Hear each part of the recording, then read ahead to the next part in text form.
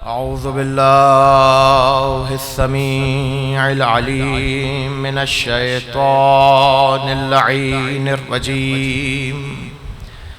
बिस्मिल्लाहिर रहमानिर रहीम। अल्हम्दुलिल्लाहि अला मा अनअमा वलहुश शुक्रू अला मा अलहमा वस्सनाउ बिमा क़द्दमा मिन उमूमि निअमिन इब्तदाअहा वसुबूग़ि आलाइन अस्दाहा व तमामि मिननिन वालाहा जम्अनिल इहसाइ अददुहा व नअनिल जज़ाइ अमदुहा व तफ़ावत अनिल इदराकि अबदुहा व नदबहुम लिस्तिज़ादतिहा बिश्शुक्रि लित्तिसालिहा वस्तहमद इलल खलाइक़ि बिइज्ज़ालिहा वसन्ना बिन्नदबि इला अम्सालिहा वस्सलातु वस्सलाम वत्तहिय्यतु वल इकराम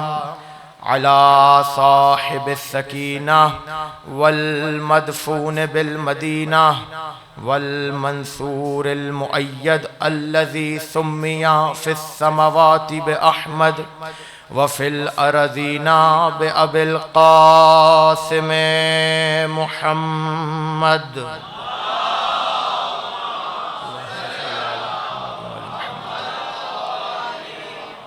व अहले बैतिहि त्वय्यबीन अत्ताहिरीन अल-मासूमीन अल-मज़लूमीन सिय्यमा हुज्जतुल्लाहि फ़ी अर्दिहि व ऐनुल्लाहि फ़ी ख़ल्क़िहि व नूरुल्लाहिल्लज़ी यहतदी बिहिल मुहतदून व युफ़र्रजु बिही अनिल मुअमिनीन व गौसुल मुस्तगीसीन वल मलहूफ़ीन अअनी अल इमाम अल महदी मिन आले यासीन।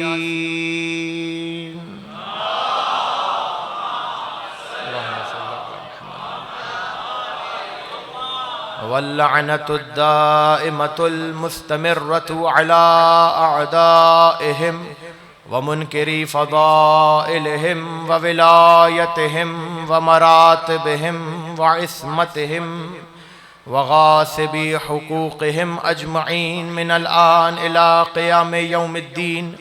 अम्मा बअदु फ़क़द क़ालल्लाहु फ़ी मुहकम किताबिहिल मुबीन। बिस्मिल्लाहिर रहमानिर रहीम। युरीदूना लियुत्फ़िऊ नूरल्लाह बिअफ़वाहिहिम वल्लाहु मुतिम्मु नूरिही वलौ करिहल काफ़िरून। सलावत। अल्लाहुम्मा सल्लि अला मजलिस अज़ा शहादत इमाम ज़ामिन आहू अली इब्न मूसा रज़ा अलैहिस्सलातु वस्सलाम। अल्लाहुम्मा सल्लि अला मजलिस अज़ा के लिए जिस आय वाफ़ी हिदाया को सरनामा सुखन करार दिया, सूरह सफ़ की आयत है और परवरदिगार आलम कुछ लोगों की ख़बर दे रहा है और इरशाद फरमा रहा है युरीदूना, कुछ लोग ये इरादा करते हैं लियुत्फ़िऊ नूरल्लाह, कि वो अल्लाह के नूर को अपनी फूंकों से बुझा दें। वल्लाहु मुतिम्मु नूरिही, लेकिन परवरदिगार अपने नूर को तमाम करके रहेगा। वलौ करिहल काफिरून, चाहे काफिर बुरा ही क्यों ना माने। यानी परवरदिगार ने बताया कि जब हम अपना काम करने पर आते हैं तो किसी की फिक्र नहीं करते कि काफिर बुरा माने। अगर मानते हैं तो मानते रहे, हम अपने नूर को तमाम करके रहेंगे। मानते हैं तो मानते रहें, हम अपने नूर को तमाम करके रहेंगे। और फिर अजीब गरीब आयत है और परवरदिगार ने इब्तिदा की युरीदूना, वो लोग ये इरादा करते हैं। इसका मतलब ये है युरीदूना का ये नहीं कहा परवरदिगार ने आरादू, उन्होंने इरादा किया था। युरीदूना वो इरादा करते हैं, ये है मुजारे का सीगा। मतलब ये कि इरादा करते हैं, इरादा करते रहेंगे। यूं कहिए कि मोमिनीन को तसल्ली देने के लिए या मोमिनीन के दिल को हल्का करने के लिए परवरदिगार ने कहा युरीदूना, ये इरादा करते हैं और करते रहेंगे, लिहाजा इनके इरादों से तुम परेशान मत होना। इनके इरादों से तुम परेशान मत होना, ये इरादा करते हैं, ये इरादा करते रहेंगे। किस चीज का? लियुत्फिउ नूर अल्लाह, ताकि खुदा के नूर को अपनी फूंकों से बुझा दें। वल्लाहु मुतिम्मु नूरिही, खुदा अपने नूर को तमाम करके रहेगा। बात हो गई, अब आगे बढ़िए। परवरदिगार ने कहा मैं अपने नूर को तमाम करके रहूंगा। खुदा को इसमें आर नहीं है कि खुदा अपने नूर को तमाम करे। क्या मतलब है इस बात का? मतलब यह है, अरबी जबान में दो लफ्ज हैं, उर्दू जबान में वो दोनों लफ्ज करीबुल माना इस्तेमाल किए जाते हैं, और वो लफ्ज क्या है? मुकम्मल और तमाम। मुकम्मल कहते हैं जब हम कोई काम कर लें, हम कहते हैं काम मुकम्मल हो गया, या हमने कह दिया कि काम तमाम हो गया। दोनों करीबुल माना है। अरबी में इसमें एक बारीक सा फर्क है, इसको समझ लीजिए ताकि बात आसान हो जाए। जहां पर भी काफ, मीम और लाम आ जाए, तवज्जो, काफ, मीम, लाम, यानी कमाल, मुकम्मल, अकमल, ये सारे अल्फाज एक ही खानदान के। जहां पर भी ये खानदान आ जाए ना, काफ, मीम, लाम वाला, इसका मतलब यह है कि वहां पर गरज पूरी हो रही है। किसी भी काम की जब गरज पूरी हो जाए, मकसद पूरा हो जाए, तो वहां पर कहा जाता है ये कमाल हो गया, ये मुकम्मल हो गया। और जब कोई चीज अपने अदद में पूरी हो जाए तो उसे कहते हैं तमाम। बहुत तवज्जो कीजिएगा, मिसाल दूं, मिसाल समझ में आ जाए। ताकि ये मिंबर बने, दौरे हाजिर के मुताबिक मिसाल दे रहा हूं, ये मिंबर बने, लकड़ियां लगा दी जाए, अलम लगा दिए जाए, मिंबर बन जाए। 1 साल हो जाए इस मिंबर से अली का जिक्र ही ना हो, तो मिंबर तमाम तो हो गया, मुकम्मल नहीं हुआ। क्योंकि इस मिंबर का गरज है अली का जिक्र। जब तक जिक्र ना होगा, मिंबर तमाम तो होगा, कमाल तक नहीं पहुंचेगा।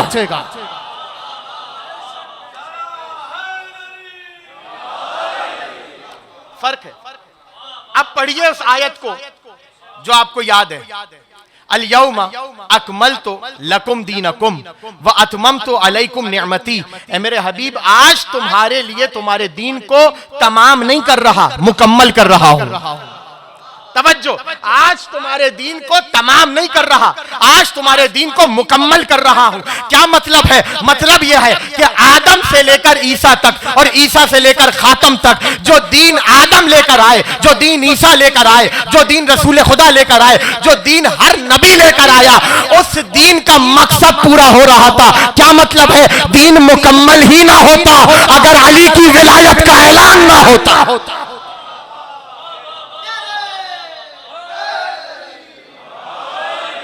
दीन की गरज है अली की विलायत। लिहाजा अब आइए उस आयत की तरफ। ये दो लफ्ज आपको समझाना मकसूद थे, कमाल और तमाम। जहां किसी काम की गरज पूरी हो वहां कमाल, और जहां पर किसी काम, कोई काम अपने अदद मिकदार के हिसाब से पूरा हो जाए, तादाद के हिसाब से पूरा हो जाए, वहां पर आता है तमाम। अब सुनिए इस आयत को, युरीदूना लियुत्फिउ नूरल्लाह बिअफ़वाहिहिम, वो चाहते हैं कि अपनी फूंकों से अल्लाह के नूर को बुझा दें। वल्लाहु मुतिम्मु नूरिही, खुदा अपने नूर को तमाम करके रहेगा। खुदा अपने नूर को तमाम करने वाला है। इसका मतलब यह है कि नूर खुदा का ताल्लुक गरज से नहीं है, नूर खुदा का ताल्लुक अदद से है। अभी भी अगर किसी को समझ में नहीं आया तो रसूल की हदीस याद दिलाऊं कि मेरे बाद 12 खलीफा होंगे, पहला अली होगा, आखिरी मेहदी होगा। खुदा के नूर का नाम है इमामत। और इमाम ने फरमाया, इमाम अली रिजा अलैहिस्सलातु वस्सलाम, अल्लाहुम्मा सल्ली अला मुहम्मद व आले मुहम्मद, इन्नन नासा जहदू अला इत्फाए नूरिल्लाह हीना क़बज़ल्लाहु तआला रसूलहु सल्लल्लाहु अलैहि व आलिहि व अबल्लाहु इल्ला अन युतिम्मा नूरह। इमाम ने फरमाया कि लोगों ने, अब जुमला आपके हदीस है, इमाम की आपके हवाले कर रहा हूं, जैसे दिल चाहे सुनिएगा। इतनी तमहीद के बाद इमाम ने फरमाया कि लोगों ने कोशिश तो बहुत की कि रसूल के बाद अल्लाह के नूर को बुझा दे। रसूल ने कोशिश तो बहुत की, लोगों ने कोशिश तो बहुत की कि जैसे ही दुनिया से रसूल जाए हम अल्लाह के नूर को बुझा दें। व अबल्लाहु इल्ला अन युतिम्मा नूरा, लेकिन खुदा ने भी अपने नूर को तमाम किया। खुदा ने भी अपने नूर को तमाम किया। और फिर इमाम ने फरमाया कि यही कोशिश की गई थी अली इब्ने अबी हमजा, ये पहले शिया था, बाद में वाकफी हो गया। वाकफी कहते हैं ना, फिरका वाकफिया, जो इमाम काजिम अलैहिस्सलाम तक रुक गए थे और इमाम रिजा अलैहिस्सलाम की इमामत को कबूल नहीं किया था। उन्होंने, इमाम ने फरमाया जहदा अली इब्न अबी हमजा अन युत्फिउ नूर अल्लाह या अला इत्फाए नूर अल्लाह, कि वो अल्लाह के नूर को बुझा दे। अल्लाह के नूर को कैसे बुझाया जाएगा? किसी इमाम पर रुककर, अगले इमाम की इमामत को तस्लीम ना करके खुदा के नूर को बुझाने की। फिर इमाम ने फरमाया फल्लाहु अबा या अब फअबल्लाहु इल्ला अन युतिम्मा नूरा, लेकिन खुदा ने अपने नूर को तमाम किया। और फिर उसके बाद अजीब व गरीब जुमला कहा शियों से मुखातिब होकर, फरमाया वहदाकुमुल्लाहु, अल्लाह ने तुम्हें हिदायत दी है ले अम्रिन जहिलहुन नास, ऐसे अम्र की तरफ जिससे लोग जाहिल हैं। तवज्जो, खुदा ने तुम्हारी हिदायत की है कैसे अम्र की तरफ जिससे लोग जाहिल हैं। और फिर उसके बाद फरमाया फहमदल्लाह फहमदुल्लाह, जाओ अल्लाह की हम्द करो, अलामा मन्ना अलैकुम बिह, जो चीज उसने तुम्हें इनाम में दी है ना, तोहफे में, उस पर जाओ अल्लाह का शुक्र अदा करो, अल्लाह की हम्द करो। वो इनाम क्या था, बस इस पर बहस करनी है आज। दो दौर इमाम ने बताए, दो दौर के जिन दौरों में अल्लाह के नूर को बुझाने की कोशिश की गई। पहला दौर वो था कि जैसे ही रसूल इस दुनिया से गए, लोगों ने चाहा कि खुदा के नूर को अपनी फूंकों से बुझा दे। अब मुझे नहीं मालूम कि आप क्या समझेंगे क्या सुनेंगे, मैं कोई नाम नहीं लूंगा और ना ही किसी चीज की तरफ सरीहतन इशारा करूंगा। बस इतना इमाम ने कहा, जो इमाम ने कहा वो मैं कह रहा हूं, अपनी तरफ से कुछ नहीं कह रहा, कि लोगों ने यह चाहा कि रसूल खुदा के बाद अल्लाह के नूर को बुझा दे, लेकिन परवरदिगार अपने नूर को तमाम करके रहा। कैसे तमाम किया? देखिए, जो काम हुआ उसके बाद तो पक्का नूर को बुझना था, लेकिन क्योंकि कुरान कह चुका युरीदूना लियुत्फिउ नूर अल्लाह बिअफ़वाहिहिम, वो चाहते अपनी फूंकों से हमारे नूर को बुझा दे। यानी परवरदिगार ने कहा कि तुम्हारी फूंके और हमारा नूर, ना तुम अपनी फूंकों से हमारा नूर बुझा सकते हो, ना अपने अमल से हमारे किसी अम्र को छुपा सकते हो। इतनी नामुमकिन सी चीज है। सूरज के सामने कोई दिन दहाड़े खड़े होकर फूंके मारे, आप क्या कहेंगे उसके बारे में? पागल है, नफसियाती है, मरीज हो चुका है, यही कहेंगे ना। जो अल्लाह की मखलूक के नूर को बुझाना चाहे फूंक से अपनी, वो तो नफसियाती है, और जो अल्लाह के नूर को बुझाना चाहे, तवज्जो, जो अल्लाह के नूर को बुझाना चाहे, तो वो दौर था जैसी रसूल इस दुनिया से गए, चाहा के नूर को बुझा दे। लेकिन अब वो दौर आया है कि जब परवरदिगार अपने नूर को तमाम करेगा। और वो दौर कौन सा है? वो दौर वो है कि जिसमें कोई आया है अली इब्न अबी तालिब के दरवाजे पर और आकर कहा है कि या अली, अब मदीने में आपके अलावा किसी की बात नहीं सुनी जाएगी। अब मुझे नहीं मालूम कि आपको ये वाकया याद है या नहीं है, बस याद दहानी करवा रहा हूं, मुझे जाना कहीं और है। फरमाया कि या अली, आपके अलावा अब किसी की बात नहीं सुनी जाएगी, हम चाहते हैं कि आप खिलाफत के तख्त पर आ जाएं। अली ने कहा देखो क्या हुआ जो आज मुझे तुम खलीफा बना रहे हो? कहा बस या अली, लोग समझ गए कि आपके अलावा इस मनसब का और कोई हकदार नहीं है। तो अली ने कहा उस वक्त मुझ में कौन सी कमी थी जो अब नहीं है?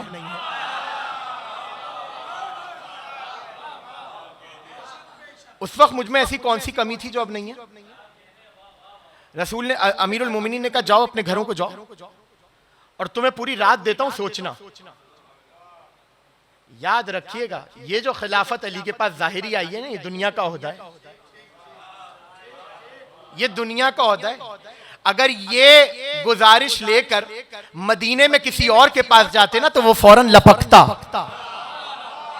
जुमला आपके हवाले कर रहा हूं, जिसको अल्लाह की खिलाफत मिली हो वो बंदों की खिलाफत ठुकरा देते हैं। जाओ जाके सोचो। पूरी रात दी, नहीं या अली, आप अली ने कहा जाओ, और अगर बैत करना चाहते हो तो बैत रात के अंधेरे में नहीं होती, दिन की रोशनी में होती है। तो मैं मोहलत दे रहा हूं, जाओ सोचो, एक दफा और फैसला कर लो। सब गए अपने अपने घरों पर, शबेदारी की, रात भर जागते रहे और ये ठान कर बैठे रहे कि अली ही को खलीफा बनाना। अगला दिन आया, अमीरुल मोमिनीन ने वादा किया था कि मैं मस्जिद में मिलूंगा, और मस्जिद में रखा था रसूल का मिंबर। अब मेरी तरफ देखिएगा ताकि बात को समझा सकूं। ये जो जीना है ना मिंबर का, ये चौथा, ये कहलाता है अर्शा। क्या कहलाता है? ये कहलाता है पहला जीना, ये दूसरा जीना, वो तीसरा जीना। अर्शा और 3 जीने, कितने जीने हो गए? 4 जीने हो गए। रसूल बैठते थे अर्शे पर। जब पहली आई है खिलाफत तो उन्होंने रसूल के एहतराम में पहले जीने को छोड़ा, या अर्शे को छोड़ा, पहले जीने पर बैठे। जब दूसरी खिलाफत आई तो उन्होंने रसूल के एहतराम में और पहले के एहतराम में 2 जीनों को छोड़ा, यहां पर बैठे तीसरे पर। और जब तीसरी खिलाफत आई तो उन्होंने रसूल के और साबिका खुलाफा के एहतराम में पिछले जीनों को छोड़ा और सबसे नीचे आकर बैठे। मिंबर में थे 4 जीने। अब लोग ये सोच रहे हैं कि अली आएंगे तो कहां बैठेंगे? थोड़ा सा बुलंद हो पीछे वाले हजरात। वो ये सोच रहे हैं कि अब अली आएंगे तो कहां बैठेंगे? अर्श पे रसूल बैठते थे, पहले पे पहले वाले, दूसरे पे दूसरे वाले, तीसरे पे तीसरे वाले। अब जीना है नहीं, अली चादर बिछाएंगे या खड़े होकर खुतबा देंगे? अभी इस गहमा गहमी में थे कि वो दरवाजा खुला जिसे खुलने की इजाजत थी। वो दरवाजा खुला कि जैसे खुलने की इजाजत थी।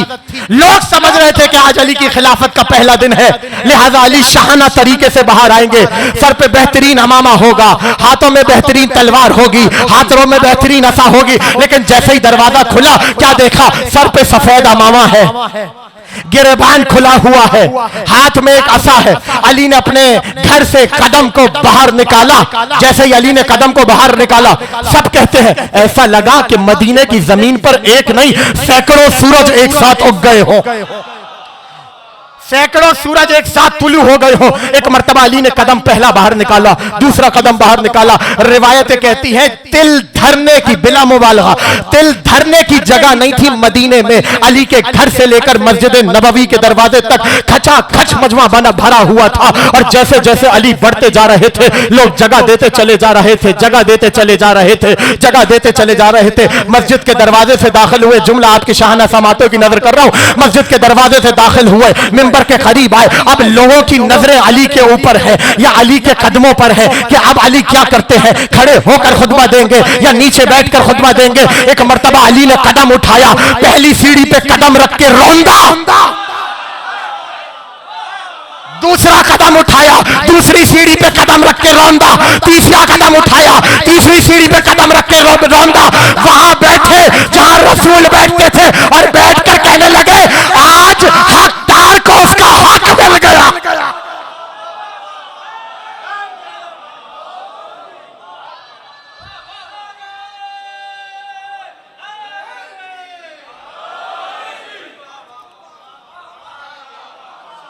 अब समझ में आया? अब समझ में आया कुरान ने क्या कहा था? युरीदूना लियुत्फिउ नूरल्लाह बिअफ़वाहिहिम वल्लाहु मुतिम्मु नूरिही। ये नूरे इलाही की पहली कड़ी है। अली इब्न अबी तालिब मिंबर पर आ रहे हैं और सब ये कहते हैं या अली आपकी जरूरत है, या अली आपकी जरूरत है। अब जुमला आपके हवाले कर रहा हूं, मुझे नहीं मालूम कैसे सुनेंगे, जैसे दिल चाहे सुनिएगा। लोगों ने आकर अली से डिमांड की हमें आपकी जरूरत है, तो अली खिलाफत के मिंबर पर आए। नहीं समझे आप? अभी अली खिलाफत के शौक में मिंबर पर नहीं आए थे, मुश्किल कुशाई करने मिंबर पर आए थे। मुश्किल कुशाई करने मिंबर पर आए थे। वल्लाहु मुतिम्मु नूरिही। इमाम रिज़ा अलैहिस्सलाम ने क्या फरमाया? लोगों ने चाहा कि खुदा के नूर को बुझा दें, लेकिन खुदा अपने नूर को तमाम करके रहा। उसी तरह जहदा अली इब्न अबी हमजा, अली इब्ने अबी हमजा, अब सुनते जाइएगा, ये सहाबी है इमाम काज़िम अलैहिस्सलाम का और इमाम जाफर सादिक अलैहिस्सलाम का। अल्लाहुम्मा सल्ली। ये सहाबी है और जब इमाम रिजा अलैहिस्सलाम की इमामत का अरसा शुरू हुआ तो इसने इमाम रिजा अलैहिस्सलाम की इमामत से इनकार कर दिया और कहा कि मैं अपना इमाम इमाम मूसा काज़िम अलैहिस्सलाम को मानता हूं। इसे कहते हैं फिरक़े वाक़फिया, जो रुक गया था 7वें इमाम पर। यह एक अलग मुसीबत और एक अलग मौजू है, मैं इसमें नहीं जाऊंगा।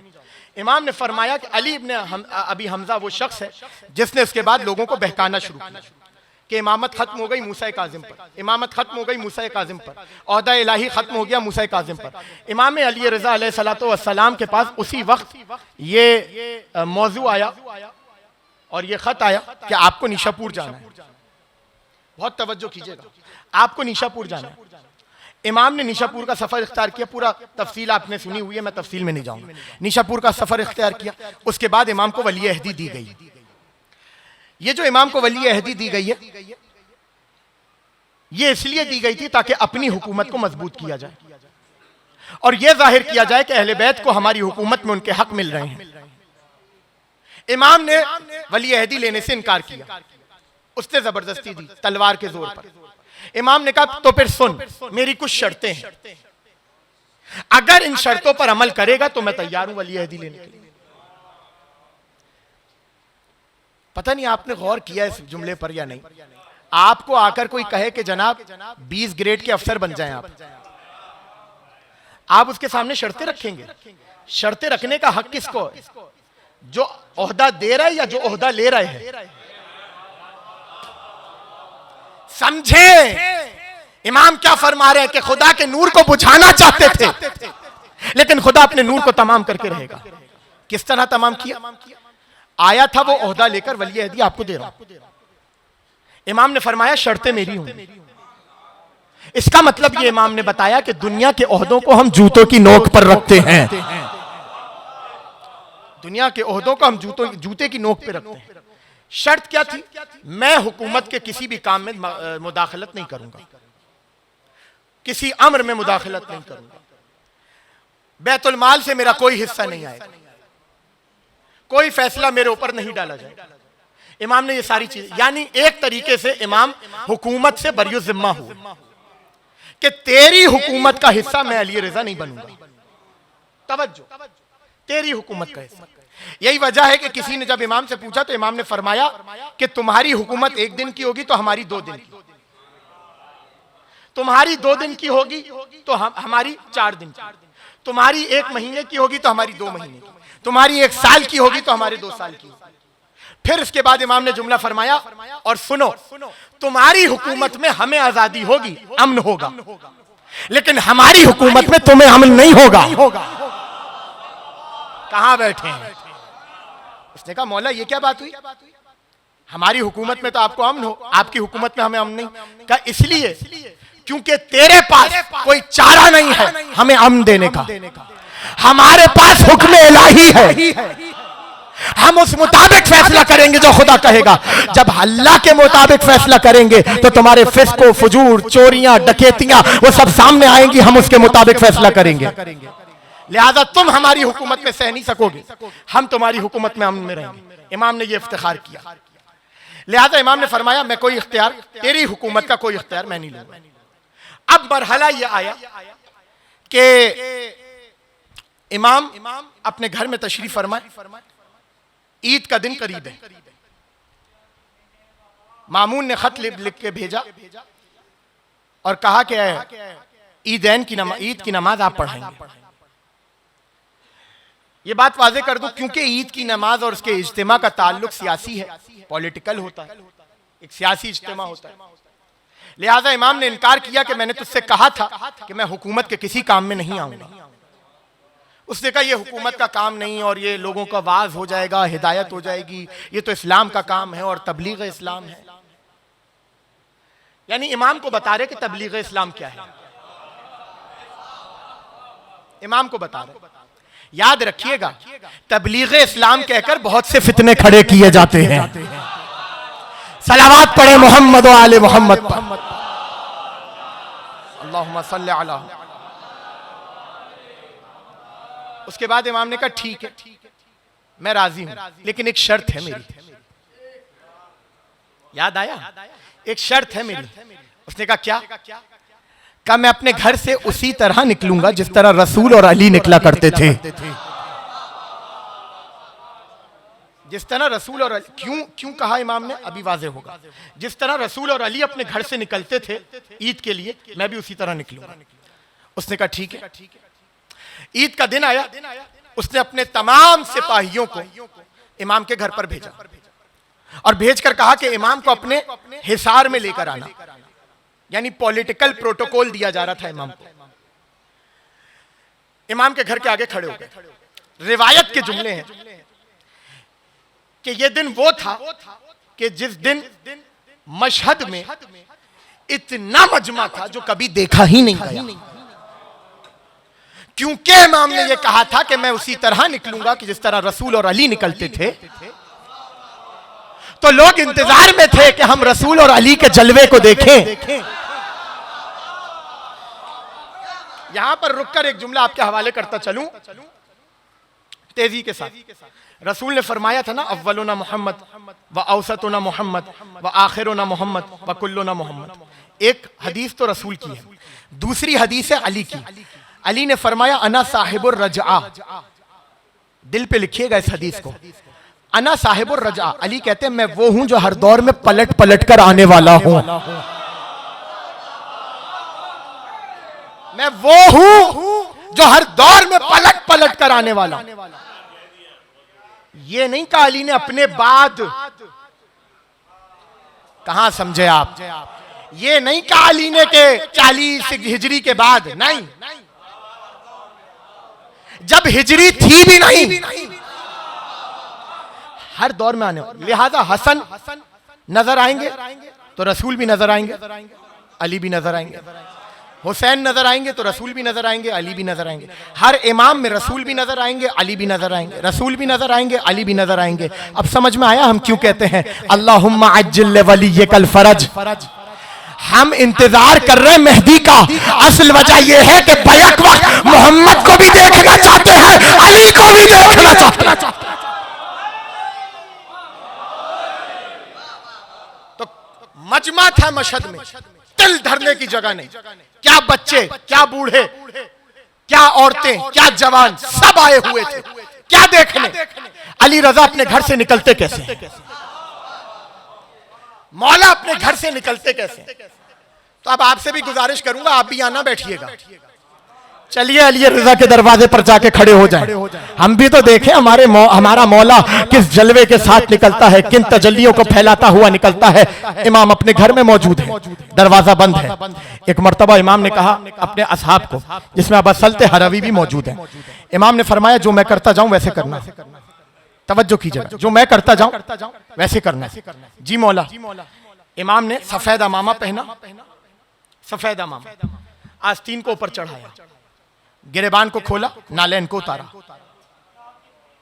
इमाम ने कहा इस तरह जाऊंगा। एक असा हाथ में पकड़ी और एक अबा जो कंधों पर थी, इमाम ने कंधों से अबा उतार के अपने हाथों में ली। समझ में आया रसूल और अली ईद के लिए किस तरह निकलते थे? उस तरह निकलूंगा जिस तरह मोहम्मद और अली निकला करते थे। और इमाम दरवाजे पर आकर खड़े हो गए। पूरा मजमा अभी खुरासान में इमाम का इंतजार कर रहा है कि दरवाजा खुले और इमाम को देखें, दरवाजा खुले और इमाम को देखें। याद रखिएगा, हर नबी ने और हर रसूल ने अपनी उम्मत को इंतजार सिखाया है। इंतजार कर रहे हैं सब कि दरवाजा खुले, अली रजा बाहर आए। कहते हैं कि दरवाजा खुला, जैसे ही दरवाजा खुला ऐसा लगा अब्र ने सूरज के ऊपर से साये को हटाया। सूरज के सामने से अब्र हटा, ऐसा लगा। इमाम ने अपने कदम को बाहर निकाला। इतना नूर था, इतना नूर था कि लोग कहते हैं कि हमारी आंखें खीरा हो गई थी। ऐसा लग ही नहीं रहा था कि सूरज आज निकला भी है। इमाम का नूर इस कदर गालिब आ चुका था सूरज के नूर पर। इमाम ने अपने कदम को बाहर निकाला, तसव्वुर कीजिएगा खुदा की कसम, कदम को बाहर निकाला, पहला कदम, दूसरा कदम, तीसरा कदम, ईदगाह तक जाना है। अली रज़ा ने एक मर्तबा रुके, जैसे ही रुके आसमान की तरफ देखा और देखकर कहा अल्लाह अकबर, अल्लाह अकबर। यह कहकर इमाम ने फिर सर को झुकाया। जब इमाम कह रहे थे ना अल्लाह अकबर, रिवायतें कहती हैं लोग उचक उचक के अली रज़ा के चेहरे को देख रहे थे। इमाम ने फिर कदम को आगे बढ़ाया, बढ़ाते बढ़ाते इमाम रुके। उसके बाद फिर इमाम ने आसमान की तरफ देखा और देखकर फिर कहा अल्लाह अकबर। फिर इमाम ने सर को झुकाया, आगे चले। तीसरी मर्तबा रावी कहता है जैसे इमाम ने सर को ऊपर किया, ऐसा लग रहा था कि कायनात की हर शय चुप हो गई है अली रज़ा को सुनने के लिए। हर शय खामोश हो गई है अली रज़ा को सुनने के लिए। इमाम ने फिर आसमान की तरफ देखा और कहा कि अल्लाह अकबर। जैसे इमाम ने यह कहा, जो सिपाही घोड़ों पर बैठे हुए थे, अरब में यह होता था कि अपने तस्मों को बांध लिया करते थे रकाबों से, ताकि बार बार ये पता चल सके लोगों को कि हम मुस्तकिल बैठे हैं घोड़े पर। उन्होंने अपनी रकाबों से तस्मों को बांधा हुआ था। जैसे इमाम ने सर को बुलंद किया ना तकबीर कहने के लिए, उन्होंने तस्मे खोले नहीं, खंजर से तस्मों को काटा ताकि जमीन पर आए। और उसके बाद इमाम ने सर को झुकाया और सर झुकाने के बाद इमाम ने कदम बढ़ाना शुरू किए ईदगाह की तरफ। जैसे ईदगाह के करीब पहुंचे, मामून का एक सिपाही दौड़ता हुआ मामून के पास गया और जाके कहा गजब हो गया है। कहा क्या हुआ है? जुमला आपके हवाले कर रहा हूं। गजब हो गया है। कहा क्या हुआ है? कहा मैं अभी जो मंजर देखकर आ रहा हूं बड़ा हौलनाक है। कहा हुआ क्या है? मसला क्या हुआ है? कहा वापस अली रज़ा को बुलाओ अली रज़ा को वापस, उनको ईदगाह में कदम न रखने देना। कहा हुआ क्या है? कहा अरे बदबख्त, तुझे मालूम नहीं है क्या कयामत हो सकती है अगर अली रज़ा ने ईदगाह में कदम रखा। ए मामून, मैं वो आसार देख रहा हूं, नमाज पढ़ाना तो दूर की बात है, अगर अली रज़ा ने ईदगाह में कदम भी रखा तेरी हुकूमत का तख्ता पलट जाएगा।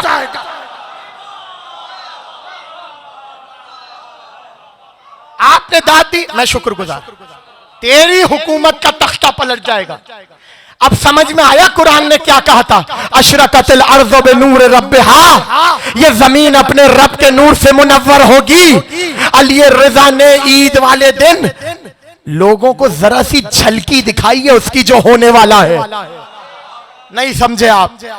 अली रज़ा ने जरा सी झलकी दिखाई है उसकी जो होने वाला है। मौला क्या होने वाला है? कहा जब हमारा कायम ज़हूर फरमाएगा तो उसके लिए कुरान की आयत आई अशरकतिल अर्ज़ु बिनूर रब्बिहा, जब कायम ज़हूर करेगा तो उसके बाद पूरी जमीन अपने नूर रब के नूर से पुर हो जाएगी। मौला कहना क्या चाहते हैं? कहा यही तो बताना चाहते हैं, अगर आज हम ईदगाह में कदम रख देते तो हुकूमत का तख्ता पलट जाएगा। सुनो, इमामत की कड़ी का मैं आठवां चिराग हूं, मैं इमामत के नूर का 8वां नूर हूं। अगर मैं ईदगाह में कदम रखूं तो तख्ता पलट सकता है। सोचो जब मेहदी आएंगे तो क्या होगा? अब समझ में आया, नूरे इलाही तमाम होगा, मेहदी का आना ही तमाम बातिल की नाबूदी होगा।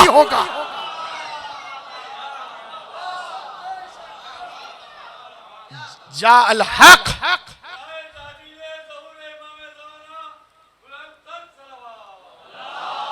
अल्लाहुम्मा सल्ली अला मुहम्मदिन व आले मुहम्मद। इमाम का आना जा अल हक व ज़हक़ल बातिल, हक आ गया और बातिल नाबूद हो गया। ये नहीं कहा कि आएंगे तलवार चलाएंगे फिर नाबूदी होगी। जुमला आपके हवाले कर रहा हूं, जैसे दिल चाहे सुन लीजिएगा। याद रखिएगा अली के बेटे का सिर्फ आना ही बातिल की मौत है, तलवार तो दूर की बात है। जिनका कदम चलती हुई हुकूमतों के तख्त उखाड़ दे, अली रज़ा ने फरमाया नूरे इलाही तमाम होगा मुझ अली रज़ा के जरिए से। क्या किया इमाम ने? तवज्जो कीजिएगा बहुत, क्या किया इमाम ने? ईदगाह की तरफ जाना है, वैसे निकलूंगा जैसे मोहम्मद और अली निकलते थे।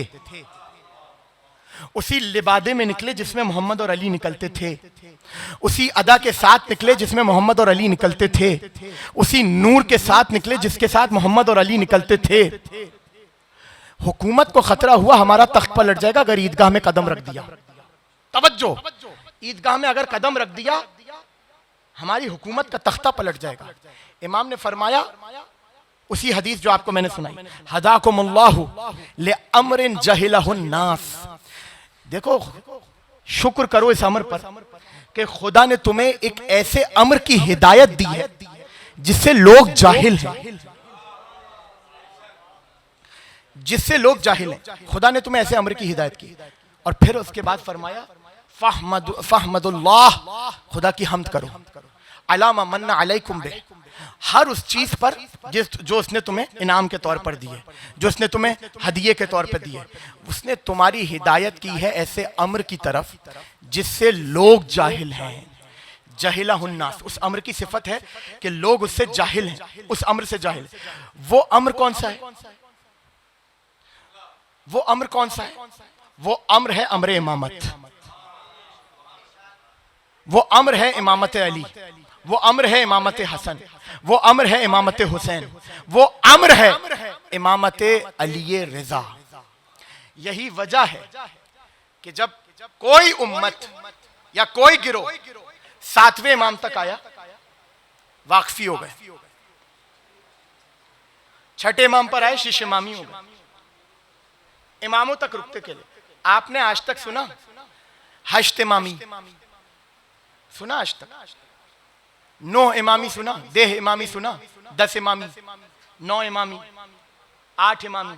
नहीं, 7 इमामों तक तो कौमें रुकी, लेकिन जो अली रिजा तक आया फिर वो मेहदी तक गया है।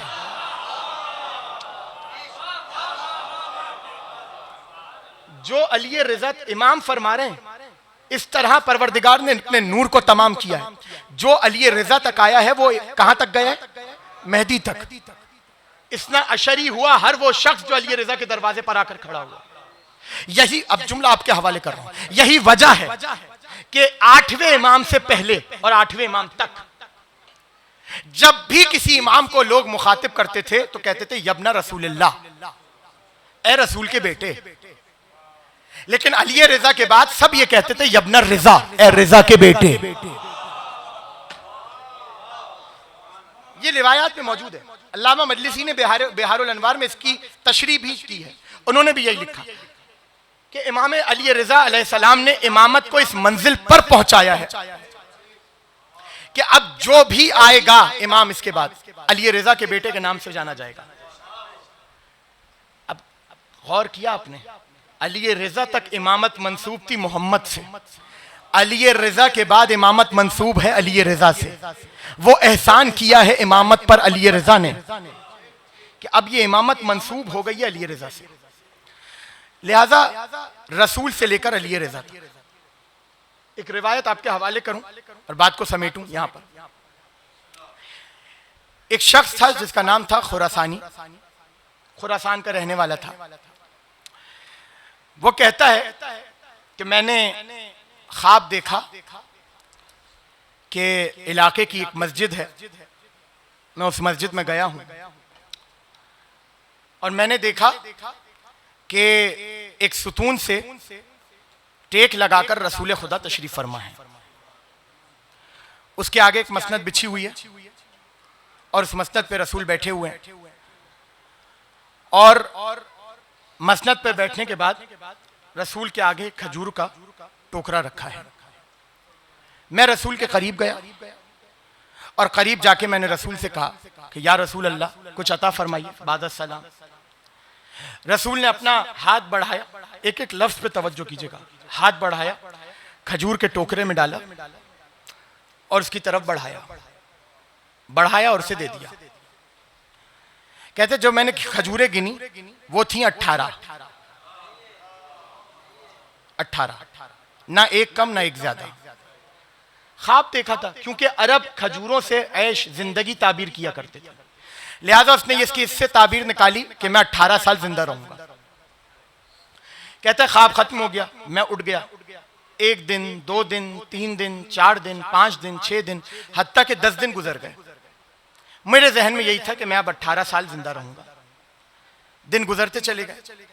जब 10वां दिन आया तो हमारे इलाके में शोर हुआ कि खुरासान में अली रजा आए हैं।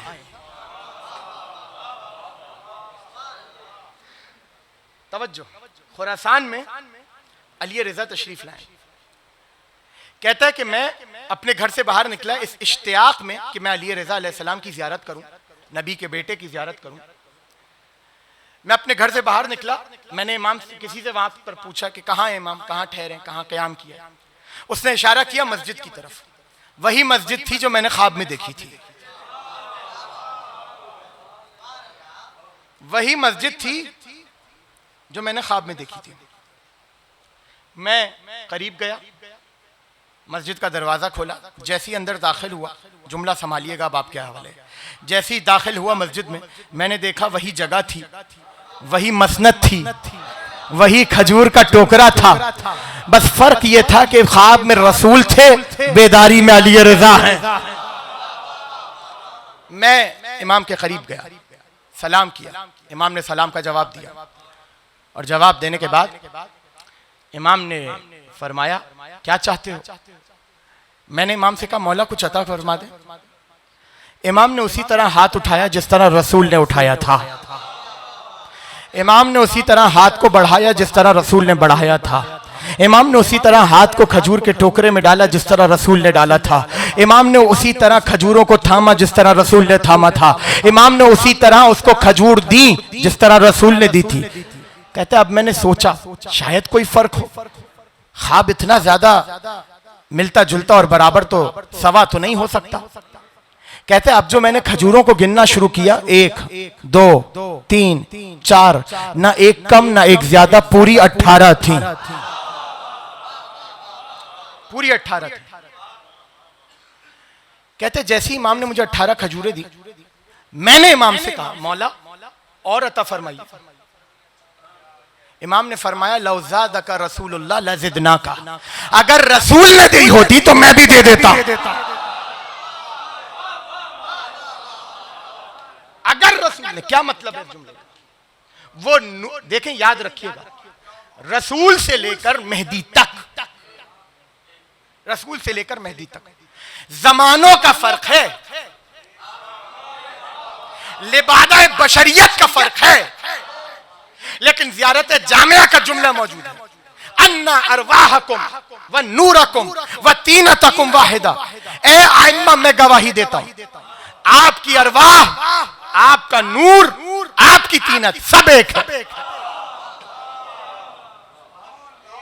सब एक है। मैं गवाही देता हूं। लेकिन उसके बावजूद इमाम ने फरमाया हम इल्म में एक हैं, हम अम्र में एक हैं। हमारे नूर को तमाम करने की जिम्मेदारी परवरदिगार की है। इल्म में हम एक, अम्र में हम एक, हर चीज में हम लोग एक हैं। हम आले मोहम्मद, हम चारदा मासूमीन हर शय में एक हैं। वले रसूलिल्लाहि व अमीरुल मोमिनीन फज़लन, लेकिन रसूल के लिए और अली के लिए एक फजल है जो उनसे खास है। खत्म हो रही है तकरीर, मंजिल के करीब हो रहा हूं। रसूल के लिए और अली के लिए एक फजल है जो उनसे खास है। क्या मतलब, इस बात को जरा समझ लें, अगर 5 मिनट आप मुझे ज्यादा दे दें तो। क्या मतलब, रसूल के लिए और अली के लिए एक फजल है जो उनसे खास है। जब इल्म में बराबर है, अम्र में बराबर है, तो बचा क्या। अब आपसे सवाल करता हूं, जो इल्म अली का है वही इल्म हसन का है नहीं है? जो इल्म हसन का है वही इल्म हुसैन का है या नहीं है? जो इल्म हुसैन का है वही अली इब्नुल हुसैन का है या नहीं है? वही इल्म मोहम्मद बाकिर का है या नहीं है? वही जाफर सादिक का है या नहीं है? वही मूसा, भाई सब बेशक बोले ना, किसी को शक तो नहीं है ना? वही इल्म मूसा काजिम का है या नहीं है? वही इल्म अली रजा का है या नहीं है? लेकिन उसके बावजूद इमाम फरमा रहे हैं रसूल के लिए और अली के लिए एक फजल है जो उनसे खास है, उनसे खास है। यानी क्या मतलब, मतलब यह कि हम सब इल्म में बराबर हैं, लेकिन सलूनी का दावा सिर्फ अली करेंगे।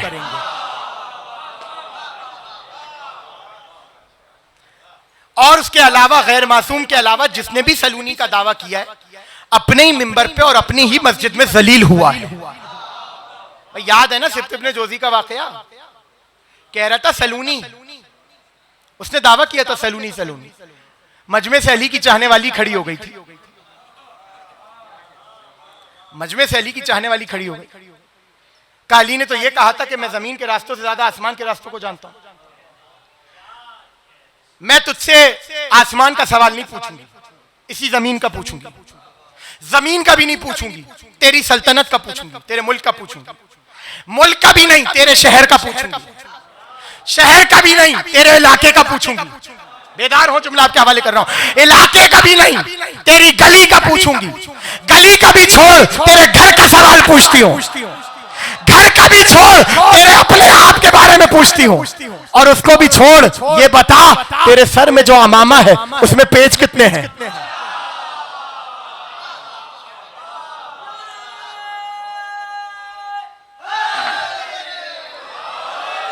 ये जो तेरे सर में अमामा है इसमें पेच कितने हैं? तो अब कभी दाएं देखे कभी बाएं देखे, बांधते हुए कौन गिनता है कितने पेज हैं? अब दरबार खामोश है, मजमा खामोश है, लोग सोच रहे हैं अब क्या जवाब दे। मुशीर करीब आया, कान में कहने लगा कि खोल के गिन लीजिए। उसने अमामे को खोलना शुरू किया, एक पेज, दूसरा पेज, तीसरा पेज, गिन के बताए मसलन 10 पेज है, मसलन तब मेरे अमामे में 10 पेज है। मुस्कुरा के कहने लगी क्या कहा था तूने? सलूनी, अली की बराबरी की बात कर रहा है। अरे तेरा अमामा तो भरे मजमे में एक औरत उतरवा दे और तू अली की बराबरी करेगा?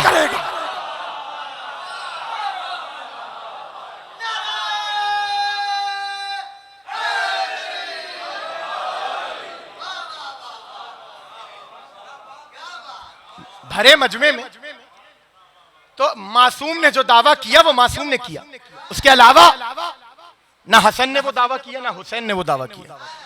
हाल अच्छा मुझे बताइए क्या कुदरत नहीं रखते थे? सलूनी के दावे पे क्या हसन कुदरत नहीं रखते थे? क्या हुसैन कुदरत नहीं रखते थे? हर इमाम कुदरत रखता है, लेकिन खास हो गया अली से। ये हो गया अम्र। एक शख्स आया छठे इमाम के पास, सलाम किया, अस्सलामु अलैका या अमीरुल मोमिनीन। इमाम ने मुंह को फेर लिया, उसने फिर कहा अस्सलामु अलैका या अमीरुल मोमिनीन।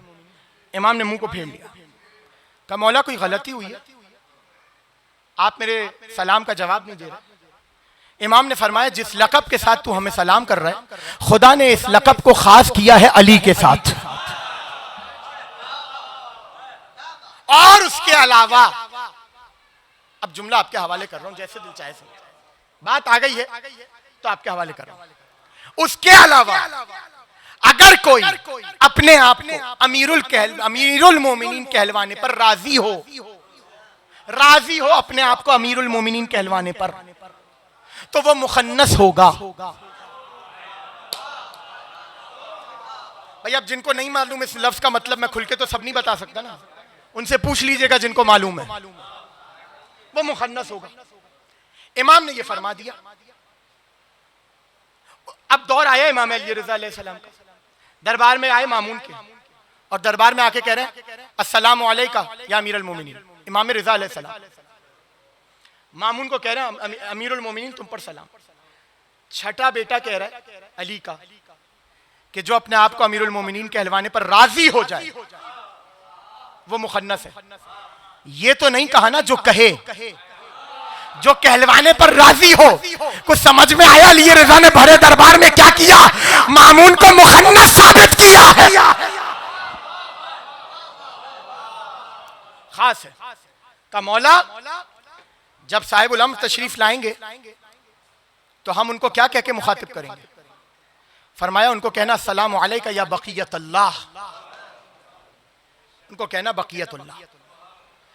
इल्म हो अम्र हो सब बराबर है। अब पलट रहा हूं उस जुमले की तरफ, सब बराबर है, लेकिन उसके बावजूद अली के लिए और रसूल के लिए एक फजल है जो उनसे खास है। कौन कह रहा है? अली का अपना बेटा इमाम खुद कह रहे हैं ये मत सोचिएगा 8वें इमाम है तो दौर दूसरा होगा, नहीं, मैंने कहा ना दौर अलग है। रगों में खून वही है जो अली इब्न अबी तालिब का है, उसी इल्म के वारिस हैं अली रिजा, उसी हिल्म के वारिस हैं अली रिजा, उसी शुजाअत के वारिस हैं अली रिजा। हर औसाफ़े कमाल जो अली में पाया जाता है उसके वारिस हैं अली रिजा। कह रहे हैं हम अली के बराबर नहीं। अब जुमला आपके हवाले करूं, जब अली की बराबरी उनका अपना बेटा नहीं कर रहा, आज का मुल्ला क्या करेगा? आज का मुल्ला क्या करेगा?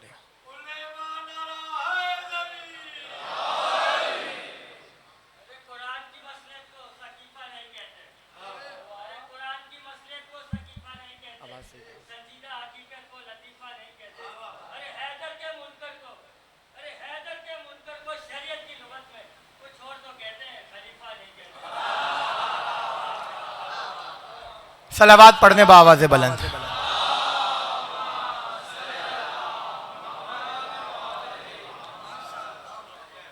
लिहाजा कोशिश बहुत की गई खुदा के नूर को बुझाने की, मुख्तलिफ तरीकों से, मुख्तलिफ हटकंदों से। इमाम को बुलाया गया खुरासान और कहा कि निशापुर से लेते हुए आना, ताकि ज़्यादा से ज़्यादा लोगों को देखें लोग और ये समझें कि खलीफा इमाम को कैद करके ला रहा है, जबर करके ला रहा है, और खिलाफत मजबूत हो। नाउज़ु बिल्लाह मिन ज़ालिक, नक़्ल कुफ्र कुफ्र नाबाशत, और इमाम रुसवा हो जाए, इमाम रुसवा हो जाए। लेकिन तदबीर पलट गई मामूल की। निशापुर में इल्म के समंदर बहाए, 1.25 लाख मुहद्दिसीन की बाँछें खुली हुई थीं जब अली का बेटा बोल रहा था। 1.25 लाख। और फिर उसके बाद मरो, जहां आज जिसको आप मशहद कहते हैं, यहां पर इमाम तशरीफ लाए। मुख्तलिफ तरीके आजमाए गए इमाम को तंग करने के लिए, इमाम को अजियत पहुंचाने के लिए। रिवायतें हैं कि दरबार में मुख्तलिफ अदियान के और मज़ाहिब के उलमा को बुलवाया जाता था और उनसे कहा जाता था कि जब अली रिज़ा आए तो खड़े मत होना। खुदा के नूर को बुझाने की कोशिश कर रहे थे। खादिम से कहा कि जब अली रिज़ा आए तो पर्दे को मत हटाना। लेकिन कुदरत इलाही थी कि जैसे ही अली रिज़ा की कदमों की आहट महसूस हुई, एक ऐसी हवा चली कि पर्दे गिर गए। और वो मामून के जिसने दरबार में ये ऐलान किया था कि जब अली रिज़ा आए तो कोई अपनी जगह से खड़ा ना हो, जैसे ही देखा कि सर पर अमामा रसूल का है, दोशों पर अबा अली की है, यूं कहूं कि रिसालत व इमामत से मुलब्बस होकर अली रिज़ा दरबार में तशरीफ लाए। जैसे ही रोब रिसालत व इमामत व विलायत को देखा, एक मर्तबा उलमा तो छोड़िए, खुद मामून अपनी जगह से खड़ा हो गया। यानी खुलासा ये कि हुकूमतों ने जब जब चाहा कि आले मोहम्मद को दरबार बुलाकर रुसवा करें, खुद रुसवा हुए हैं। जब कोई पैतरा ना आजमा सका ना, और कोई पैतरा कारआमद ना हुआ, तो अब उसने सोचा कि एक ऐसा कारी जहर दिया जाए अली रिज़ा को,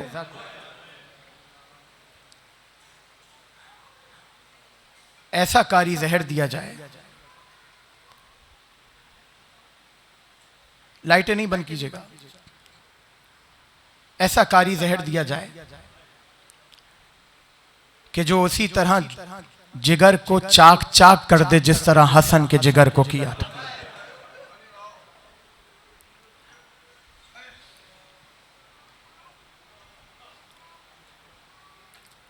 जहर मंगवाया गया, सुई से अंगूरों में जहर को भरा गया।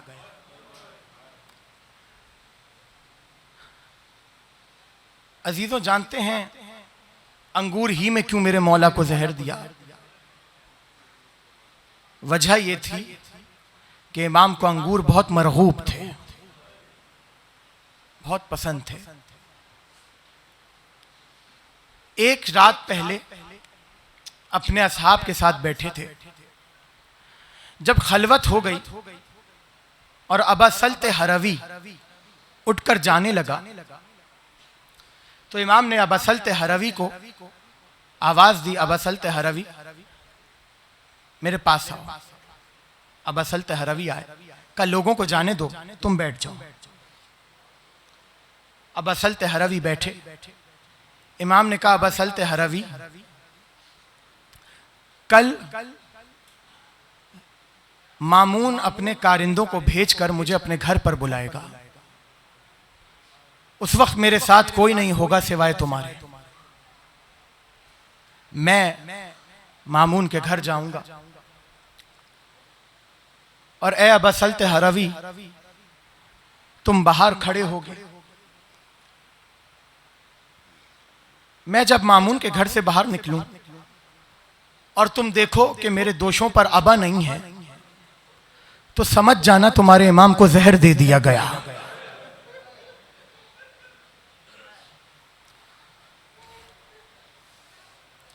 अल्लाह अकबर, समझ जाना तुम्हारे इमाम को जहर दे दिया गया।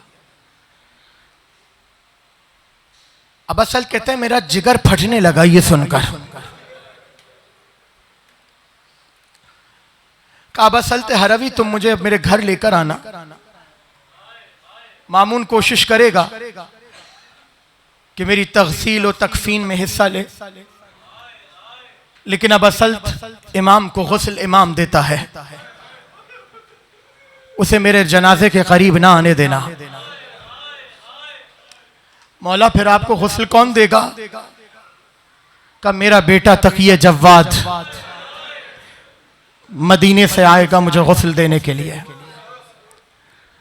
सारी वसीयतें की और फिर उसके बाद कहा कि जब मेरा लाशा उठाया जाएगा, मेरा जनाजा उठाया जाएगा, तो उसे चाहा जाएगा कि मामून के पास दफन किया जाए।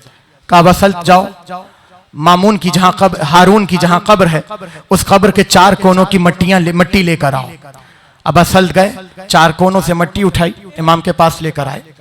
इमाम ने एक कोने की मट्टी को सूंघा, फेंक दिया। दूसरे कोने की मट्टी को सूंघा, फेंक दिया। तीसरे कोने की मट्टी को सूंघा, फेंक दिया। चौथे कोने की जब मट्टी को सूंघा तो उससे खुशबू आ रही थी। इमाम ने कहा, ए अबा सल्त, यही मेरे मदफन की जगह है, यहीं मुझे दफनाया जाएगा। और जैसे ही तुम मट्टी को हटाओगे तुम देखोगे कि कब्र आमादा है, कब्र आमादा है। उसके बाद असरार इमामत से इमाम ने एक राज अबा सल्त के हवाले किया। कहा, अबा सल्त, जैसे ही तुम हमारी कब्र को खोलोगे देखोगे कि हमारी कब्र में पानी उबलना शुरू हुआ है, पानी हमारी कब्र को भर देगा। उसके बाद छोटी छोटी मछलियां आएंगी। जब वो मछलियां गायब हो जाएं और पानी थम जाए, नीचे चला जाए, कब्र खुश्क हो जाए, तो कहना कि मेरे जनाजे को दफना दें। ये सारी वसीयतें इमाम ने कर दी। उसके बाद इमाम पूरी रात ताक़ीबात में मसरूफ रहे, इबादत में मसरूफ रहे। अब असल कहते हैं वो पूरी रात मुझे नींद ना आ सकी। एक एक जुमला इमाम का मेरे कानों को टकरा रहा था, बार बार मेरे जहन में आ रहा था। कहता है मुझे नींद नहीं आ रही थी, मुझे नींद नहीं आ रही थी। एक मर्तबा सुबह हुई, सुबह का सूरज नमूदार हुआ। अब असल कहता है रोज सूरज तुलू होता था, लेकिन आज जो सूरज तुलू हुआ है ये अजीब गमो अंदोह का आलम लेकर आया था। मामून के कारिंदे अली रजा के दरवाजे पर आए और आकर अली रजा को दावत दी मामून के घर के लिए। अब असल्त को अपने साथ लिया, इमाम चले हैं मामून के घर की तरफ। घर के बाहर आकर रुके। अब असल्त तुम बाहर रुक जाओ। अब असल्त बाहर रुके, इमाम अंदर गए। अब असल्त कहते हैं मुझे इमाम के जुमले याद थे। इमाम ने फरमाया था अगर मेरे दोषों पर अबा देखो तो समझना मैं ठीक हूं, अगर दोषों पर अबा ना हो तो समझ जाना मुझे जहर दे दिया गया। अब असल्त कहता है कि मैंने कभी दाएं जाना शुरू किया, कभी बाएं जाना शुरू किया, मेरे जिगर को करार नहीं आ रहा था।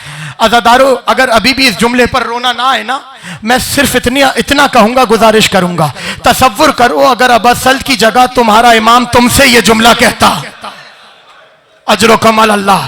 क्या शान का गिरिया कर रहे हो मौला, तुम्हें कोई गम न दे सिवाय गम हुसैन के।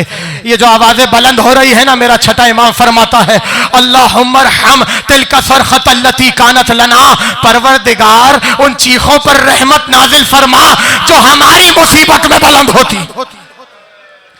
अजरुकुम अल्लाह। अब असल कहते हैं मैं कभी दाएं जाता था, मैं कभी बाएं जाता था, मैं इंतजार कर रहा था कि अब इमाम बाहर आए, अब इमाम बाहर आए, मेरा कलेजा फटा जा रहा था। अचानक कहता है मैंने देखा मामून के घर का दरवाजा खुला, और जैसे ही दरवाजा खुला कंधों पर अबा न थी, मेरा मौला कभी जमीन पर गिरता था, कभी खड़ा होता था, कभी दाएं गिरते थे, कभी बाएं गिरते थे, और कहते थे अबा साहिब मुझे आके थामो, मुझसे खड़ा नहीं हुआ जा रहा। अजरुकुम अल्लाह, अजरुकुम अला साहिब ज़मान। करे अपने गिरिये को बुलंद करे, इससे ज्यादा सख्त मंजिल आएगी अभी। अब असल कहते हैं मैं इमाम के पास आया, मैंने जल्दी से इमाम को आगोश में लिया, मैं इमाम को अपने घर लेकर गया। मैं हाथों को जोड़ के कुछ याद दिलाना चाहता हूं, मेरा मौला घर यूं ही चलकर नहीं गया, कभी जमीन पर गिरते थे, कभी खड़े होते थे, कभी गिरते थे, कभी खड़े होते थे। कुछ याद आया, मदीने की गली थी, फातिमा कभी गिरती थी, कभी उठती थी और आवाज देती थी फिजा मुझे थामो, मुझसे खड़ा नहीं हुआ। अजरुकुम अल्लाह, अजरुकुम अला साहिब ज़मान।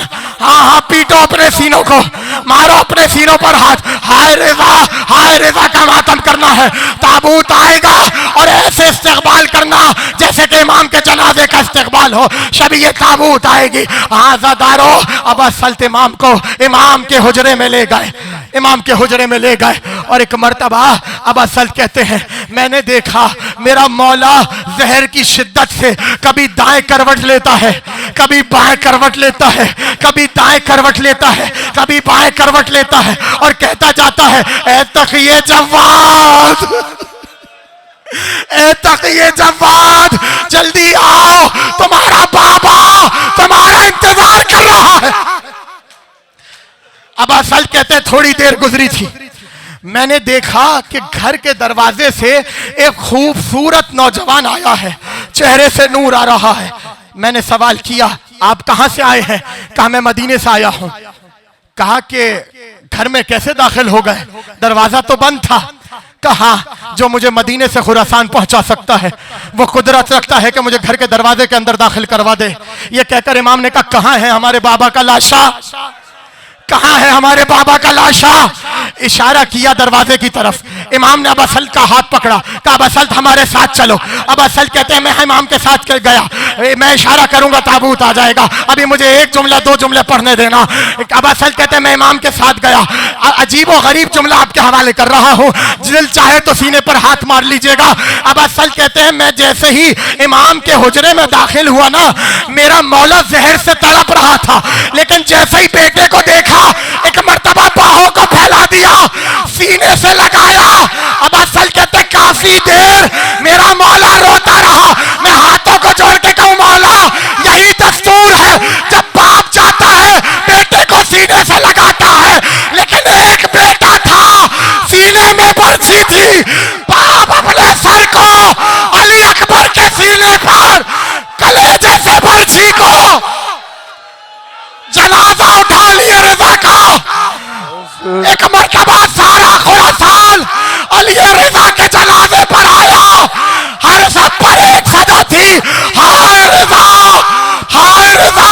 मैं कहूंगा मौला आपका जनाजा उठा, लेकिन हाय हुसैन मजलूम बेवतन